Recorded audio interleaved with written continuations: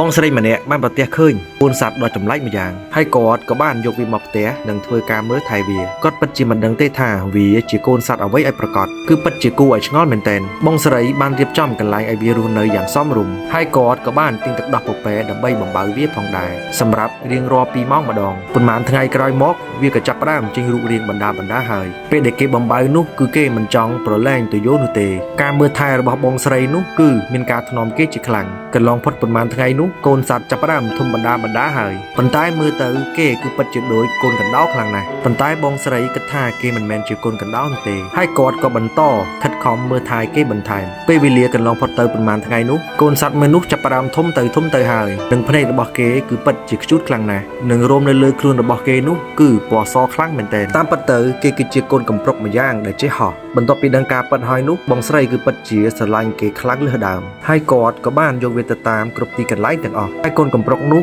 គឺពិតជាឆ្លាតខ្លាំងណាស់គឺគេសម្របសម្រួលបានគ្រប់កលៈទេសៈទាំងអស់អ្វីដែលគាត់ធ្វើមុនគេនោះគឺទៅលេងជាមួយនឹងកូនកំប្រុកនេះគាត់បានកែច្នៃសម្ភារៈជាច្រើនសម្រាប់ឲ្យគេលោតលេងនិងហោះចុះមកពីមួយថ្ងៃទៅមួយថ្ងៃគេក៏កាន់តែរីកចម្រើនទៅហើយប៉ុន្តែប៉ុណ្ណោះនោះគេក៏ចេះជិះកូនម៉ូតូលេងផងដែរមិនត្រឹមតែលោតឡើងនោះទេគេក៏ពូកែខាងហោះនោះដែរគ្រប់ពេលវេលាដែលគេសប្បាយចិត្តនោះគឺគេតែងតែឡើងលើខ្សែពួរនិងលោតចុះមកជាមួយបងស្រីលេងពេលខ្លះនៅទីសាធារណៈនោះក៏គេលោតលេងយ៉ាងសប្បាយផងដែរការប៉ុណ្ណាបងស្រីតែងតែយកគេទៅខាងក្រៅដើរលេងគាត់បានឲ្យវាឡើងទៅកន្លែងខ្ពស់និងប្លែកដើម្បីឲ្យវារៀនលោតហោះបន្ថែមមើលទៅកូនកំប្រុកនោះលោតលេងយ៉ាងសប្បាយរីករាយជាទីបំផុតគឺនឹកស្មានមិនដល់ទេថាកូនសត្វចម្លែកដ៏ក្រហមរងាលមួយក្បាលនោះគឺជាកូនសត្វកំប្រុកដ៏គួរឲ្យស្រឡាញ់មិនថានៅទីកន្លែងណានោះទេគឺគេតែងតែលោតលេងជាមួយបងស្រីមើលទៅគេទុកបងស្រីដូចជាម្ដាយរបស់គេអញ្ចឹង